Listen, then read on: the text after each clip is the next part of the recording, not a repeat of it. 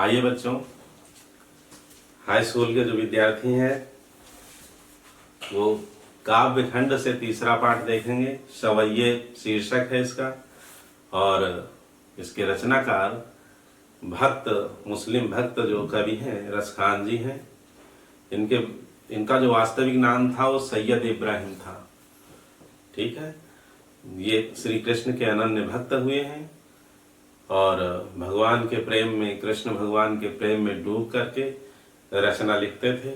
देखिए कितना सुंदर काव्य इन्होंने सृजित किया है।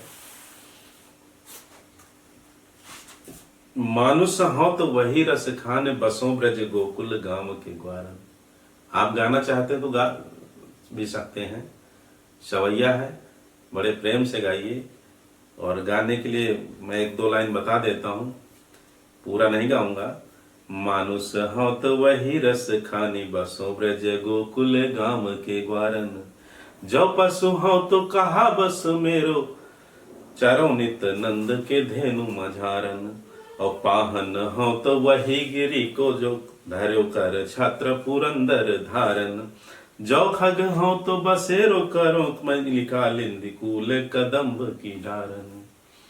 कितना माधुर्य भरा है इन पंक्तियों में, कितना रस है, कितना प्रेम में डूब करके, और कितना आश्रय है भगवान श्री कृष्ण के चरणों में, कितना प्रेम है उनके उस स्थान से जहां पर उन्होंने बाल लीला की है।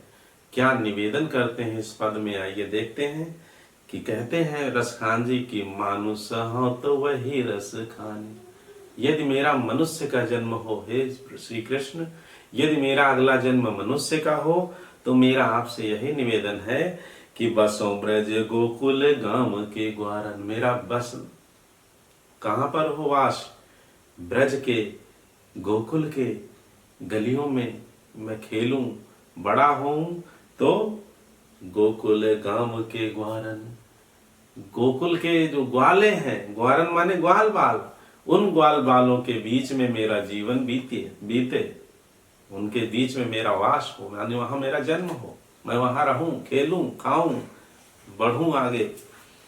तो पहली लाइन यही है कि मनुष्य का जन्म हो तो मैं ब्रज में जन्म पाऊं, सीधा सा भावार्थ। दूसरा, जो पशु हो तो कहा बस मेरो। तो इसका तो जाने क्या क्या अर्थ गाइड में भी क्या है और लोग भी क्या बता देते हैं अध्यापक बंधु। जो पशु हो तो कहा बस मेरो, क्या कहते हैं कि यदि पशु हूं तो मेरा बस इतना है, मेरा बस कहाँ। जबकि यह नहीं कहना चाहते हैं रसखान जी, क्योंकि बस तो मनुष्य होने में भी नहीं है। मनुष्य जीवन भी तो भगवान की करुणा प्रसाद है, करुणा का ही। और पत्थर बनना, पक्षी बनना, कहीं किसी में बस है क्या? तो इसका यह अर्थ निकालना कि मेरा बस कहाँ, ये बात ठीक नहीं है, गले नहीं उतरती है। तो शुद्ध क्या इसका है? जो पशु हो तो कहा बस मेरो। यदि मैं पशु बनूं, मेरा जन्म पशु का हो तो मेरा बस इतना ही कहना है। सीधी सी बात है, ज्यादा दिमाग लगाने की आवश्यकता नहीं। जो पशु हो तो कहा बस मेरो, कहना है इतना ही, बस इतना ही कहना है प्रभु आपसे, बस इतना ही निवेदन है, बस ये है इसका अर्थ। चारों नित नंद की धेनु मझारन। मझारन माने बीच में, नंद की गायों के बीच में मैं चरूं। ठीक हो गया अर्थ। यदि मेरा पशु का जन्म हो, पशु का जीवन मुझे मिले तो मेरा आपसे इतना ही कहना है, बस आपसे इतना ही निवेदन है कि मैं नंद बाबा की गायों के बीच में चरूं, बसूं। पाहन हो तो वही गिर को। और यदि मैं पाहन पत्थर बनूं, मेरा जो है उद्भिज जैसे होते हैं, अंडज, पिंडज, उद्भिज, जरायुज, तो उद्भिज मतलब ये जो पहाड़ होते हैं उद्भिज में आते हैं। तो अगर मेरा पत्थर का जीवन हो, मैं पहाड़ बनूं, तो किस गिरि का? वही कामदगिरि का, नहीं गोवर्धन पर्वत का। कामदगिरि तो चित्रकूट में है, राम जी जहां निवास किए। तो पाहन हो तो वही गिरि को, गोवर्धन पर्वत जिसे भगवान ने जो धर्यो कर छत्र पुरंदर, धारण नहीं। देखिए पाठ में यहां जो दिया हुआ है धारण, धारण नहीं होगा, कारण। पुरंदर माने इंद्र के कारण। इंद्र ने जो हठ ठान लिया था कि मैं डुबो दूंगा ब्रज को, पूरे ब्रजमंडल को, पूरे ब्रज गांव को, ब्रज क्षेत्र को पूरे, क्योंकि मेरी ना पूजा करके इन्होंने सबने, जो राम जी जो है प्रकृति की पूजा, प्रकृति के पुजारी, और संदेश भी दिया भक्तों को प्रकृति की पूजा कीजिए। आज हम उससे दूर हो रहे हैं, प्रकृति का दोहन कर रहे हैं और प्रदूषण फैला रहे हैं। इससे क्या होगा? विनाश, तबाही, जाने कैसे कैसे भयंकर रोग, अकाल, बाढ़, भूकंप, सूखा, ओजोन परत में छेद, जाने कैसी कैसी विभीषिकाओं का सामना करना पड़ेगा। तो मानो कृष्ण भगवान ने संकेत तभी कर दिए थे आज से 5000 वर्ष पूर्व कि प्रकृति का संरक्षण करना है, प्रकृति की पूजा करनी है। गोवर्धन की पूजा क्या है? प्रकृति की तो पूजा है। तो नाराज हो गई इंद्र कि मेरी पूजा नहीं की तो डुबो देंगे पूरे ब्रज को। तो क्या यहाँ होना चाहिए? जो शुद्ध पाठ है वो यही है कि जो धर्यो कर छत्र पुरंदर कारण, इंद्र के कारण। धारण, धारण 2 बार क्यों हो जाएगा? धर्यो माने भी धारण करना और धारण माने फिर धारण करना 2 बार, तो इसका कोई औचित्य नहीं है। इसलिए जो धर्यो कर छत्र पुरंदर, इसे कारण कर लीजिए। इंद्र के कारण, जो इंद्र की हठवादिता के कारण, धर्यो माने धारण किया था। कहाँ? अपनी उंगली पर, कनिष्ठिका उंगली पर, जिस पर्वत को, गोवर्धन पर्वत को, उसी का कोई पत्थर बन जाऊं, शिला बन जाऊं मैं, यदि मुझे पत्थर का जीवन मिले। और जो खग हूं तो बसेरो करूं, और यदि पक्षी बनूं तो बसेरो करूं, मिली कालिंदी कूले कदम्ब की डारने। मिल करके सभी पक्षियों के बीच में कूंजू, गुंजायमान करूं वहां के वातावरण को। कहाँ? मिली कालिंदी कूले कदम्ब की डारन। कालिंदी यानी यमुना मैया, यमुना जी के किनारे, कूल माने किनारा, कदम्ब की डारन, कदम्ब के पेड़ों की डाल पर खुदकूं, उछल कूद करूं। ठीक है, आगे देखिए। बसेरो करो को मतलब बस वास करूं, निवास करूं। अब उसमें और सब चीजें तो सब वास करने में सब आ ही जाता है। आज गई हुति भो रही हो, रस खानी रही वही नंद के भवन। आज गई हुति, एक गोपी दूसरी गोपी से कह रही है कि हे गोपी, आज मैं सुबह सुबह, तड़के सुबह सवेरे ही नंद के भवन पहुंच गई। तो रस खान रही वही नंद के भवन। तो नंद बाबा के घर में मैंने क्या देखा? तो एक गोपी दूसरी गोपी से इस पद में कहती है कि आज गई हुति भो रही हूं, आज मैं भोर प्रातःकाल ही नंद के भवन पहुंची। रस खानी रही वही नंद के भवन, नहीं वही नहीं होगा, बही माने प्रेम में डूब गई, बह गई मैं प्रेम में, डूब गई। कहाँ? नंद के भवन में। नंद के भवन में ऐसा प्रेम बरस रहा था, ऐसा प्रेम उमड़ रहा था, वातावरण था कि मैं उसी में बह गई। रही बही, वह नहीं, वाह को जियो जुग लाख करोड़। कितने? लाखों करोड़ों युगों तक वाह को जियो, वाह को जियो जुग लाख करोड़, जसोमति को सुख जात कहो नहीं। जो जसोमति का पुत्र है यानी श्री कृष्ण, लाखों करोड़ों युगों तक जीवित रहे। और यशोमति का, जो यशोदा मैया है, सुख जात कहते नहीं बन रहा है, जात कहो नहीं ब्रजभाषा, वह कहते नहीं बन रहा। अपार सुख लूट रही हैं, अपार सुख उन्हें प्राप्त हो रहा है। और तेल लगाई लगाई के अंजन, क्या करती हैं? तेल लगाए, उबटन लगाती, तेल लगाती, तेल लगाई लगाई के अंजन। और आंखों में क्या लगाती हैं? अंजन माने काजल। और भौहें बनाई बनाई डिठौ नहीं, और भौहों को संवार देती हैं और नजर न लगे इसके लिए काला टीका लगा देती है, जिसे डिठौना कहते हैं। डिठौना ही माने काला टीका लगा देती है कि मेरे लाला को नजर न लग जाए। और डारी हमेल निहारी निहारत, हमेल निहारी, हमेल की जो हमेल आभूषण है, सोने का आभूषण है जो गले में धारण किया जाता है, तो उस हार को, सोने को डाल करके और उनके सौंदर्य को निहारती हैं, कृष्ण भगवान के निहारत वारत, और अपने जीवन को वारती हैं, न्यौछावर करती हैं। और जो चुचकारत छौनह, और पुचकारती हैं, दुलारती हैं। छौनह जैसे गाय अपने बछड़े को चुचकारती पुचकारती है, ऐसे ही छौनह माने अपने बेटे कन्हैया को माँ यशोदा पुचकारती हैं। ठीक है, दूसरा हो गया। तीसरा देखिए, धूरी भरे अति शोभित श्याम जूता, तैसी बनी सिर सुंदर चोटी। धूल से भरे हुए सुंदर श्याम जी भगवान श्री कृष्ण कहाँ खेल रहे हैं?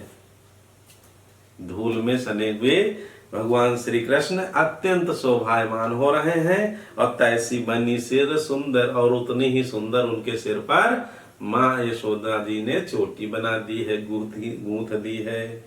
और खेलत खात फिर अंगना, नंद बाबा के आंगन में खाते हुए और खेल भी रहे हैं। खेलत खात फिर अंगना, और पग पैजनी बाजत, और पग में पैजनियां बाज रही है।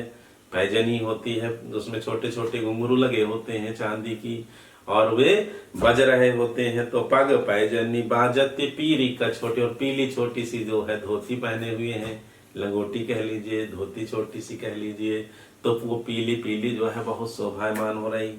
तो यह तो उनका वेश हो गया। अवाछा भी को रस खानी भी लोग, रसखान जी भी देख रहे हैं, रसखान भी देख रहे हैं, यशोदा मैया भी देख रहे हैं। भक्त अपनी आंखों से, हृदय की आंखों से देखता है, क्योंकि उनके सामने वो दृश्य नहीं, लेकिन हृदय की आंखों से वह अवलोकन करता है। तो रसखान जी लिखते हैं कि वह छवि को रस खानी भी लोग, यशोदा मैया उस छवि को देख रहे हैं कन्हैया की। तो वारत काम कला निधि कोटि, तो करोड़ों करोड़ कामदेवों के सौंदर्य को न्यौछावर कर दिया जाए, इतना अधिक सौंदर्य भगवान श्री कृष्ण के उस बाल रूप का है। तो काग के भाग बड़े सजनी, कौवे के भाग बहुत बड़े हैं। एक सखी दूसरे से करे, हे सजनी, हे सखी, उस कौवे के भाग कितना सौभाग्यशाली वो कौआ है, जो हर हाथ सो लई गो माखन रोटी, जो जूठी भगवान की खाई हुई जूठा प्रसाद जिसे मिल जाए वो कितना सौभाग्यशाली होता। तो उस काग के भाग बड़े सजनी, हे सखी, उस कौवे के बहुत बड़ा परम भाग्यशाली है, जो हरि हाथ सो, हरि के हाथ से मक्खन और रोटी लेकर के उड़ गया है। ठीक, चौथा पद में क्या है, जरा प्रसंग देख लीजिए। प्रसंग यह है कि गोपियां जो है आपस में चर्चा कर रही हैं। भगवान श्री कृष्ण गैया चराने गए हैं, और मधुवन या कह लीजिए वृंदावन में गाय चरा करके लौट आए हैं। और वहां गाय चराने में जो कृष्ण के दृश्य को देखा है गोपियों ने, तो भगवान श्री कृष्ण ने गोपियों के मन को हर लिया है अपने रूप सौंदर्य के द्वारा। परम जो है सौंदर्यशाली भगवान श्री कृष्ण, गजब का आकर्षण है उनके व्यक्तित्व में। तो एक सखी दूसरी सखी से कह रही है, इसका तो प्रसंग हो गया कि जहाँ दिन ते वह नंद को छोहरा, जिस दिन से वह नंद बाबा का छोहरा बाला कौन, कृष्ण, या बन धेनु चराई गयो, इस वन में गाय चरा गया है, वृंदावन मधुवन।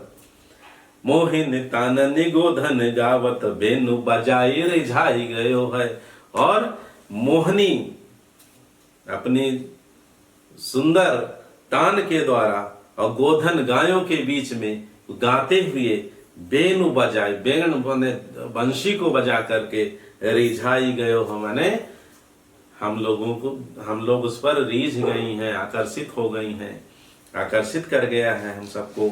वा दिन सो कछु टो न सो कहे, उस दिन से उसने कुछ मुझ पर जादू सा कर गया है।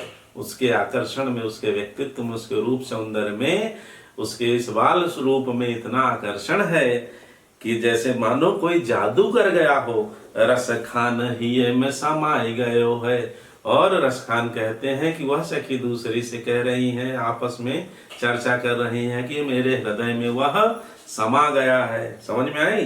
को न काहू की कहानी करे। अब तो कोई गोपी किसी की मर्यादा नहीं मानती, कोई भी गोपी, कहानी माने मर्यादा। को न काहू की कहानी करे, शिगरो ब्रज वीर बिकाई गयो। सारा ब्रज जो है उस वीर किसके लिए है? भगवान श्री कृष्ण के लिए। 6 महीने के तो थे, पूतना को मार दिया, और जितने कंस राक्षस भेजता था सबको मार देते थे, इसलिए वीर वहां लिखा जा रहा है। वीर का मतलब ही श्री कृष्ण, वीर का तात्पर्य श्री कृष्ण से है। तो सिगरो ब्रज वीर बिकाई गयो है, श्री कृष्ण के सौंदर्य पर बिक गया हो, मुग्ध हो गया है, ये इसका अर्थ है। अब पांचवें में देखिए, कान भय बस बांसुरी के, गोपियों का भगवान श्री कृष्ण के बीच में वार्तालाप होता है, साथ में खाना पकाना भी खेलते हैं, नाचते हैं, गाते हैं, बांसुरी बजाते हैं, आनंद मग्न रहते हैं। लेकिन बांसुरी जो है कुछ ज्यादा ही भगवान श्री कृष्ण को आकर्षित करती है, और जब बजाते हैं तो इतने तल्लीन हो जाते हैं कि गोपियां तरसती हैं भगवान श्री कृष्ण से बात करने के लिए, कि मुझसे बात नहीं कर रहे हैं, मेरे साथ खेल नहीं रहे हैं, मेरे साथ खा नहीं रहे हैं। तो आपस में चर्चा करते हुए गोपी कहती हैं, कान भय बस बांसुरी के, अब कौन सखी हमको चाहिए। कान्हा तो भगवान जो कृष्ण है वो बांसुरी के वशीभूत हो गए, अब हमें कौन चाहेगा। बहुत सीधी सी लाइन है कि जो श्री कृष्ण है, आप आए एग्जाम में तो यही लिखना, ये बांसुरी के वशीभूत हो गए हैं, हे सखी अब हमको कौन प्यार करेगा, मुझे कौन चाहेगा। निश दिवस, निश माने रात्रि, दिवस माने दिन, रात दिन साथ में लगी रहती है। यह शौतिन तापन क्यों सहिए, यह शौत है, हम इसके ताप को, इस संताप को क्यों सहते रहें। जिन मोहि लियो मन मोहन को, जिसने मनमोहन को मोह लिया है, रसखान सदा हमको दहिए। रसखान के अनुसार गोपियां कह रही हैं कि ये सदैव मेरे हृदय को दहिए माने जलाती रहेगी। और मिल आओ सब सखी भाग चले, तो क्यों हम ताप सहे, संताप सहे, और ये हमें जलाती रहेगी, हमारे हृदय को पीड़ा पहुंचाती रहेगी। तो आओ सब मिल करके भाग चले, मिली आओ सब सखी भागी चले। अब तो ब्रज में बांसुरी रही है, अब ब्रज में कौन रहेगी, बांसुरी रहेगी। हमारी सौतन हमको संताप पहुंचाती, कष्ट देने वाली, पीड़ा देने वाली, सताने वाली, जलाने वाली बांसुरी यही रहे, आओ हम सब भाग चले। अब छठवां देखिए, बांसुरी से ही नाराज हैं गोपियां। भगवान श्री कृष्ण किसी दूसरे वन में, किसी दूर कहीं चले जाते हैं, बांसुरी लेकर के ग्वाल बालों के साथ चले जाते हैं, तो भगवान श्री कृष्ण के इस वियोग को गोपियां नहीं सह पाती, उन्हें पीड़ा होती है। तो कहती चलो एक नाटक करते हैं, इन्हीं में से किसी गोपी को कृष्ण बना देते हैं, और कृष्ण बना करके और बाल लीला करते हैं, जैसे उनके साथ गाते हैं, बजाते हैं, खेलते हैं, कूदते हैं, खेल और खाना पकाना सब कुछ जो भी चलता है और सब करते हैं खेल। तो एक गोपी कहती है, ठीक है आप मुझे कृष्ण बनाना चाहती हैं, मैं बनूंगी कृष्ण, लेकिन मेरी शर्त है। अब शर्त क्या है वो सुनिए। मोर पखा सिर ऊपर राखी हूं, मोर पखा, मोर का पंख मैं सिर के ऊपर धारण करूं, जैसे भगवान कृष्ण धारण करते हैं, मानूंगी। और गुंजे की माल गले पहनूंगी, और गुंजे की मैं माला गले में धारण करूंगी। ओढ़ी पीतंबर लय लकुटी, और पीतांबर भी धारण करूंगी, लकुटी भी, लाठी भी लेकर के, जैसे भगवान कृष्ण एक लाठी लेकर के चलते हैं, जो उनके साथ एक रहता है छोटा सा डंडा। तो बन गोधन ग्वारन संग फिरोगी, तो बन में गोधन गायों के बीच में ग्वाल वालों के साथ घूमूंगी। अभाव तो वो ही मेरो रस खान, और जो मेरे कन्हैया को, मेरे कृष्ण को, वो ही माने कृष्ण को जो मुझसे दूर अभी चला गया है, आज नहीं है यहाँ पर इस जगह, तो वो ही माने कृष्ण को, सो तेरे कहे सब स्वांग करूंगी। वो जो चीज उसे भाती है, जैसे जैसे वो करता है, वो सारे स्वांग, स्वांग माने खेल, वही जो करता वैसी लीला, ठीक है, वैसी नकल, स्वांग का मतलब वही नकल मैं करूंगी। और या मुरली मुरलीधर की, या मुरली जो, लेकिन ये जो मुरली, ये जो हरे बांस की मुरली है ना, किसकी, मुरलीधर की, कृष्ण की। अधरान धरी, यमक अलंकार, अधरान न धरूंगी, जो वो अपने होठों से लगाए रहते हैं, इसे मैं अपने होठों पर धारण नहीं करूंगी। मेरी प्रथम और अंतिम शर्त है, और सब कुछ करूंगी, लेकिन इस बांसुरी को मैं, जो अपने होठों से लगाए रहते, मैं अपने होठों पर धारण नहीं करूंगी, नहीं बजाऊंगी, मैं नहीं लूंगी। तो अंतिम देख लीजिए, कवित्त है। गोरज बिराजे भाल लह लही बनमाल, गोरज गायों की रज, कहाँ, भाल मस्तक पर। भगवान श्री कृष्ण गायों के बीच में चरा रहे, तो यमुना जी के किनारे जो बालू है उड़ता है गाय के खुरों से, तो वह क्या हो जाता है, फ्री का पाउडर लग जाता है, कन्हैया उसमें सम जाते हैं। तो रसखान जी उस छवि का, उस झांकी का अवलोकन करते हुए लिखते हैं कि गोरज विराजे भाल, गायों की रज जो है भाल मस्तक पर विराजमान हो रही है। और लह लही बनमाल, और गले में क्या है, वनमाला शोभायमान हो रही है। एक सुंदर सी लंबी सी वनमाला पड़ी हुई कन्हैया के गले में, बहुत सुंदर लग रहे हैं। आगे गैया पाछे ग्वाल गावे मृदुबानिरी, आगे गैया चल रही, पीछे ग्वाल बाल चल रहे हैं, और बीच में कन्हैया चल रहा है। और गावे मृदुबानिरी, और गा क्या रहा है, मृदुल वाणी से, मीठी वाणी से गा रहा है। और तैसी धुनी बांसुरी की मधुर मधुर, जैसी बंक चितवनी मंद मंद मुस्कानरी। और कदम बिटप के निकट तटि निके तट, अटा चढ़ चाहे पीत पट फहरानी री। रस बरसावे तन तपनि बुझावे, नयन प्राण निरिझावे, वह आवे रस खानी री। तो गोपियां क्या दर्शन कर रहे हैं रूप सौंदर्य का कृष्ण के, कि तैसी धुनी बांसुरी की मधुर मधुर, जैसी सुंदर मधुर मधुर बांसुरी की जैसी धुनी है, उतना ही सुंदर बंक चितवन, उनकी टेढ़ी चितवन है। बंक माने टेढ़ी चितवन, और मंद मंद मुस्कान, ये सब मन को मोहने में बहुत सुंदर है। जितना सुंदर वो गा रहे हैं उतना ही सुंदर बजा रहे हैं, और जितना सुंदर बजा रहे हैं उतने सुंदर उनकी टेढ़ी चितवन है। और साथ में मंद मंद उनका मुस्कुराना भी उतना ही सुंदर लग रहा है। कदम बिटप के निकट तट निके तट, कहां से देख रहे हैं, अटारी पे चढ़ करके सब देख रही हैं गोपियां। तो कदम बिटप के निकट, दूर जब ऊपर से चढ़ के देखेंगे तो दिखाई दे रहा है कदम बिटप, कदम्ब का पेड़, निकट तट निके तट, और नदी के तट पर, यमुना जी के तट पर कदम्ब के पेड़ के निकट। अनुप्रास की क्या छटा है, कदम बिटप के तट निकट तट निके तट, क्या अनुप्रास की छटा है। और अटा चढ़ी चाहे पीत पट फहरा, अटारी पर चढ़ करके सब देख रहे हैं कि पीला झंडा जैसा, मतलब पीत पट, पीले वस्त्र फहरा रहे हैं, भगवान श्री कृष्ण के रूप सौंदर्य को बढ़ा रहे हैं जो उन्होंने पहन रखा है। और रस बरसावे तन तपन बुझावे, रस की वर्षा हो रही है, आनंद के रस की, रस कौन सा, आनंद का रस, हृदय में आनंद के रस की वर्षा हो रही है। और तन तपन, जिससे तन की जो तपिश है वह बुझ जाती है, शांत हो जाती है।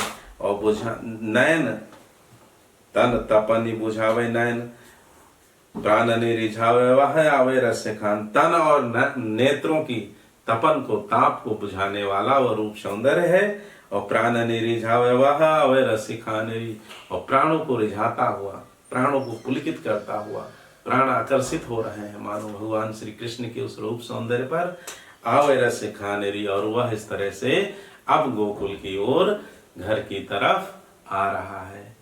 ठीक है, तो प्यारे बच्चों, इसकी भाषा जो है ब्रज भाषा है, गुण इसमें भी माधुर्य है, ठीक, और शब्द शक्ति, अभिधा, और अभिधा ही है, सीधे सीधे सबका अर्थ निकल रहा है, कहीं कोई नहीं है। और गुण जो है माधुर्य है, शब्द शक्ति अभिधा है, और अलंकार यमक है, कहीं अनुप्रास है। इस तरह से आप काव्यगत सौंदर्य लिखेंगे, एक दो व्याख्या हम अगले वीडियो में करना सिखाएंगे। तब तक पढ़ते रहिए, व्यस्त रहिए, मस्त रहिए।